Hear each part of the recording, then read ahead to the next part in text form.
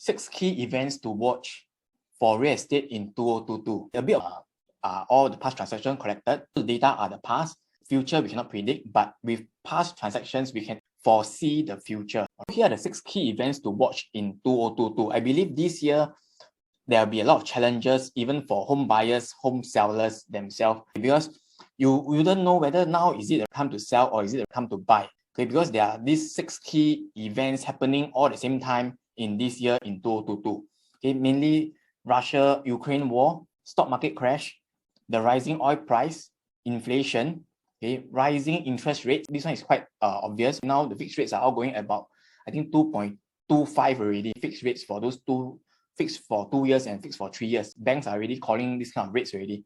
And lastly, our ongoing pandemic. Okay, now that we are already we have passed 26th of April, so now we no need to use the Trace Together token to tap. I will share with you more insights, okay, on all this. We will be more actually informed and more certain how is the market going to move from here onwards. I'll start with this first event that I want to share. Okay, the war, Russia and Ukraine. We have been hearing a lot of news, and this war started some time back already, I think close to 2 months plus 3 months. Okay, and the war don't seem to be ending anytime soon. Okay, with sanctions here and there, or country blocking certain countries on all the delivery of all the goods and services. Looking at it, when we look back at the effects of war on Singapore real estate over the past 20 years, from year 2000 onwards, if you look at it, last time we have the Afghanistan war, we have the Iraq war in 2003, then the Syria war, the Yemen conflict, all this. So all this and followed now, we have this Russian-Ukraine war. The effects that we can see straight from the chart itself, as long as there's war, the prices will continue to go up. This is just based on past trends. You can see that with war, prices will only go up. And when we look at because this chart here, we superimpose the war and the global financial crisis, the data points, we put them together. When we look at we intersect the dates, we realize that for economical crisis, more impact will be on the property market than war. Okay, war is not so much of an impact. We shouldn't be worried about war now. Okay, and when we look at the effects of war, okay, when we look at the volume itself, when we look at the volume is higher. Every time there's a war, the volume gone higher. Everybody has this thinking lah.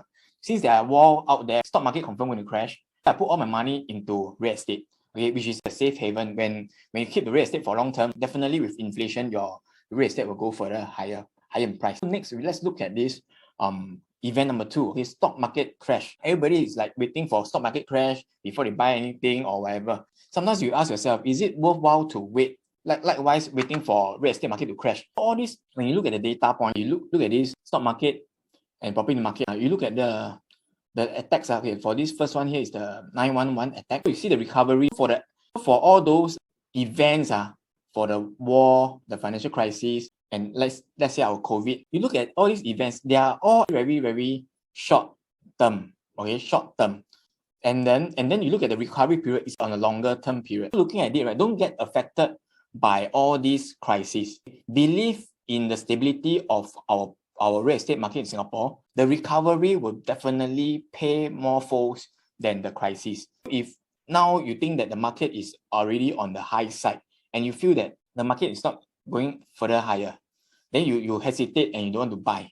But if you are a home buyer today, or rather you are a home seeker today, looking for a roof over your head, you can't possibly wait for the price to come down before you buy. You have no choice. But with this data in presented to you, you can see that if you're buying in today, and for any home owner, when you buy a property today for own stay, we wouldn't move around within the first 5 years, I would say. Usually we will stay minimally of 5 years and beyond. When you have kids and all this, you will be more settled.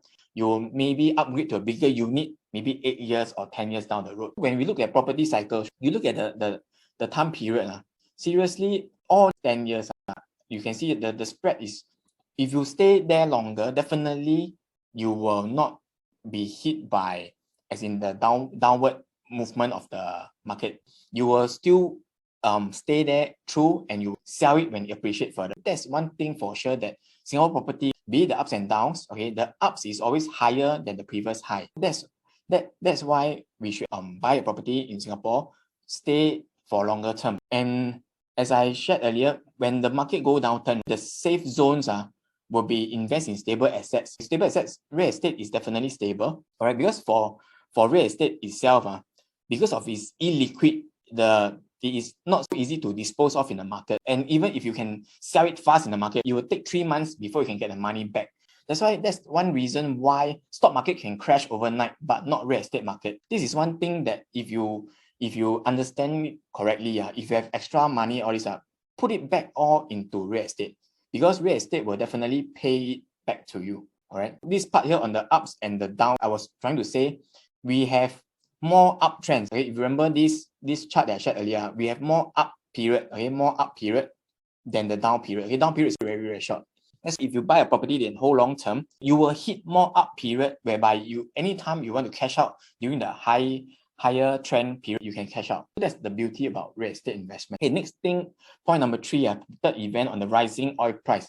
Okay, as we all know, oil prices went up now. Okay, because of war and all these things. When you talk about oil prices going up, basically oil price will affect all our transportation costs. Okay, transportation costs, when you transport costs go up, definitely your construction costs will be up also, because they need to transport the sand to and fro all the locations. Okay, deliver sand, cement, and all these things.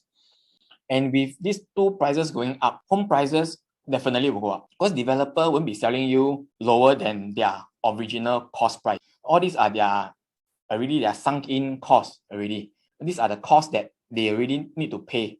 Definitely they need to, when they develop a property, they develop a new project, definitely they need to earn money. If they develop and don't make money, then what's the point of developing? Basically, all these costs will be passed on to the buyers. Buyers buying new launches, you got to face it that the prices will never go down. Okay, because the land cost is high already, and development cost is also high. And the home prices will definitely go up. For all new launches, we will be looking at another new benchmark high, and that high will be the new norm. And we do see that with this new norm, all our older resale properties will also slowly catch up on the pace. And I believe there will be another new norm high, most probably 5-10 years down the road as well. Looking at Singapore being land scarce, being a small country, we can be quite assured that our land price will not be low. The fourth event here that I want to share is inflation. Inflation has been, every year there'll be inflation, definitely. But if you look at the longer term, if you look at longer term, like when we use this hamburger here, the McDonald's hamburger, those who are like born in 1970 something one, you realize that the burger then was only like 110 for a cheeseburger. Now cheeseburger 280. Big Mac how much now? Then you see McChicken, McSpicy, McNuggets, all this, how much? What's the price now? When you look at it, that's a short span of maybe 10 years. The inflation is like already 50% more for this kind of our daily consumption product. Then we talk about even like a cup of coffee. Last time, let's say 20 years ago, when you're doing a cup of coffee, maybe 80 cents, 90 cents. Now you go to a coffee shop, it's already 150 or around 150, if I'm wrong. It's almost double up already. If you look at things doubling up in prices like that, if real estate price don't double up, I doubt it won't double up. That's the simple understanding of inflation. Okay, things will just get doubled in price over time. If you ask yourself this question, keep the cash in the bank, or you should invest the cash in the asset that goes against the inflation. This will give you a very clear mind. Okay, even if the market is on the high side, okay, I will still put my last dollar into real estate. Let me show you some figures from here. This chart over here on the left is private property price index versus the inflation. If you look at inflation over the years, from 2006 until 2021, okay, inflation over the years is 32%. But if you look at the private property price index, it is already going up by 86%. This property investment definitely outgrew the inflation. This is why people always say that property is a good hedge against inflation.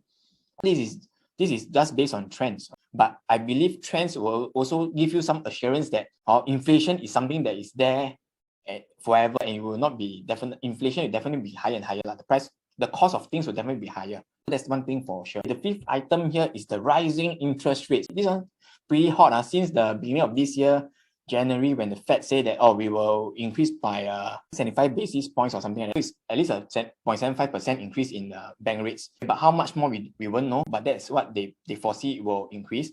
When we look at it, are home prices going to drop when the interest rates go up? Okay, because there are some buyers out there saying that I think with the high interest, property price will sure drop one, because people got no holding power to hold. When the interest rate go further up, a lot of people will cannot pay the mortgage. Okay? But when we look at the trends, this is the interest rate and price index move in the opposite direction. Okay? 35 out of 64 times in the last 25 years. Okay? This part here meant that besides interest rates, there are other things that will affect the market. Interest rate itself, if you ask me whether there's any impact, I would say the impact will be very, very minimal, because our fundamentals of our economic outlook is very positive. And Singapore now, the unemployment rate is very low already. And then for our Singapore, the vibes that means foreigners see our country, they felt that our country is very stable, good government, and the way we control the COVID situation. I think we are in a very good situation. A lot of foreigners also think that putting money in Singapore is safe. And then this point here I want to share is for the interest rate. If you look at the point here, this was our last high for the interest in 2018, okay, which was about 1.8 something. Now we are around here, right, coming up to around this point really. It's about 2.25 for fixed rates. But you must remember one thing, last time our HDB, or rather now our HDB loans are already at 2.6%. If you ask me, this is still not the triggering point for the market downturn. If the interest rate is going to go beyond 2.6, it is still well below the MAS stress test on our loan. When we do our loan assessment, right, they use this 3.5% interest rates to deduce how much loan we can get. The real stress already done on us. All home borrowers are prepared, based on our income, we're prepared to pay up to 3.5% interest. When I don't see the interest rates going beyond 2.6 and not even 3.5, I can guarantee, I dare to say, don't say guarantee, I dare to say that our property prices will not be affected. Okay, it will definitely not be affected, because looking at the past trends, okay, as long as the interest rate don't go beyond 3.5, all Singaporeans are quite safe on this. Okay, and lastly, okay, this ongoing pandemic, I think now we can safely say it should be endemic already. We are outside now without wearing masks, walking around. Even when you go to restaurants, I think now they can open up to more than 10 or 20. You make a booking, they also don't say, oh, you have 10 person. I think you cannot, if you have more than 10, you cannot book 2 tables.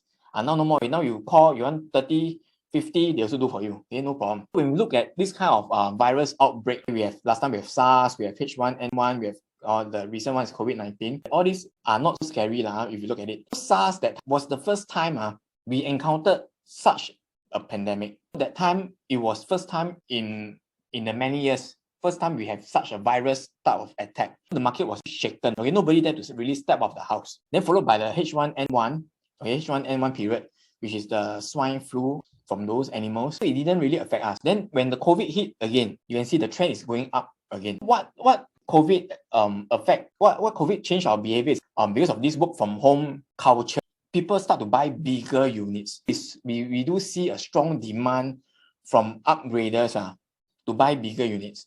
And if you notice, a lot of buyers now out there, they are only looking at 2-bedroom, 2 baths and above sizes. This is a trend that is coming in, and we feel that pandemic, and then now we are already in this endemic situation. You look at the trend, we are definitely fearless already. If you ask me, we are fearless already. The next time, if any of such virus come in, I think we are more or less prepared. I will foresee this even if there's another event of, I think recently or yesterday's news, okay, China again got one more virus come out, H3N8, if I remember correctly, okay, a new virus strain. But not to worry Singapore controlling very, very well. We should have confidence in our property. Buy, hold, don't worry. In conclusion, for today's 6 key events, if you look at these 6 key events, you can conclude that Singapore is very safe for all this kind of long-term property investment, as long as you have holding power. That's why just now I stress on this 3.5% interest rate. This is, I would say, it might be the tipping point. If I don't see it going beyond 3.5% this year for interest rates. So I dare say that if the interest rate don't go further higher, maybe next year it won't go much more higher. I wouldn't see any crisis. I mean, as in due to interest rates coming in. And then do ensure, if you are going to buy something today, do ensure that you have done your financial planning and don't overstretch. That's the worst thing. Most of those who can't hold on to their property are those who overstretch. If you never overstretch your finances, even if the interest rate go up to 4 or 5, you can still sustain. And if you talk about interest rate going beyond 5, I think for the past 20 years, it didn't really go beyond. Not to worry, don't scare yourself. Okay. For those who are new to us, do scan our QR codes and get in touch with us. I will try to address more and more of your concerns. As long as you have any concerns on the real estate market, just drop us an email or a note in our website. We will go and research on all the trends and get back to you with a very unbiased overview of this situation. Ken, thank you very much.